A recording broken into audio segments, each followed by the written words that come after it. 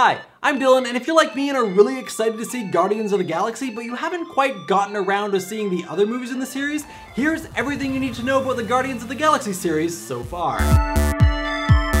It all started with The Time Guardian in 1987. Set in the distant future, we open on a massive war between humans and evil cyborgs. Defeat imminent, our super annoying heroes go back in time in order to save the human race, which through a series of 80s one-liners and terrible shootouts is saved.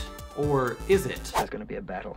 Enter Guardian of the Universe. The sequel came out in 1990 and featured an entire cast of new characters, which is kind of a trend with this series, but in this case it was welcome because the original characters were awful. The movie follows two intergalactic alien space cops, one of whom, in an attempt to access the negative universe, which he believes will give him superpowers, travels to Earth and impregnates a human woman who gives birth to a boy within minutes. Why? You had it all. The child holds all the answers the villain is looking for, but when he shows up at his house years later, he's foiled by the fact that the child's out at the movies.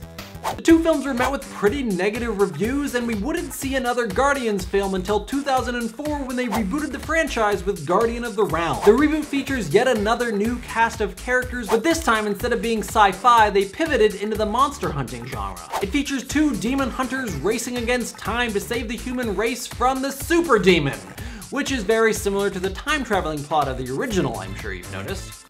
Following this is a direct sequel in 2006 titled The Guardian, which features the same two monster hunters hunting the ultimate monster, the ocean. The two have gotten jobs as Coast Guardians to protect the human race from the terribleness of the ocean. On its tails is the 2009 sequel Blood Guardian, which follows one of the monster hunters who, when he was 12, witnessed his father being killed by a drug dealer. Having had some run-ins with the law, he retired from his Coast Guardian days, and now somebody is murdering people who are connected to him. He suspects either a cyborg or an alien space cop.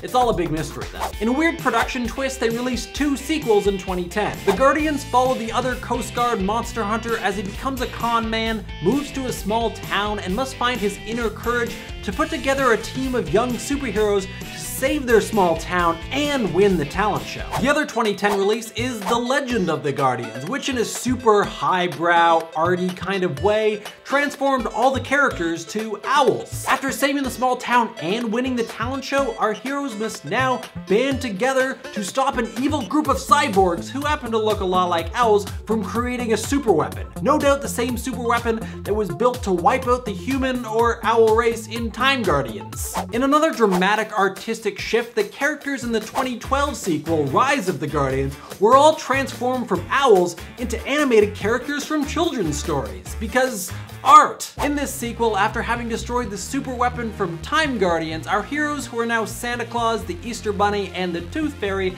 must now defeat a dark, evil force, which is clearly the same evil space cop from Guardian of the Universe. Which is a perfect cliffhanger leading up to Guardians of the Galaxy, which is a really awesome ensemble team of Guardians who probably transform into either Santa Claus or owls at some point in order to defeat time-traveling cyborgs, evil space cops, sad memories, talent shows, and oceans. What a bunch of a-holes.